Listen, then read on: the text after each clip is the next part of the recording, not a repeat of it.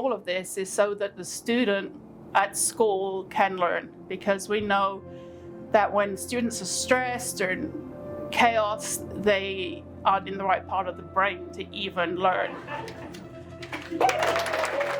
We had the honor of officially opening the West Point Junior High School Teen Center, which we have named Warrior Haven. This mini teen center is open to help our students here and their families and the community with resources that they may need that prevents our students that attend here from different barriers. And there is great need. If I've heard people say, do we really need that here? And I'm one that has seen it and testify that it is true.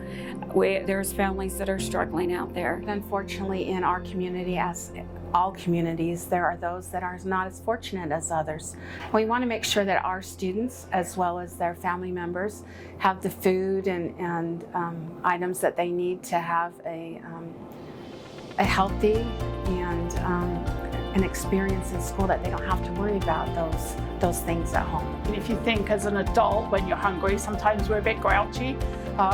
We have that saying now, hangry, and that we don't function our best. And it's exactly the same for these students. If they come to school hungry, they can't concentrate. I do have students that'll come in who are struggling just with life in general, and they just have this area to come to that is safe. It's what we call it now, the Warrior Haven. There is no stigma attached, that if you need support, you come here confidentially.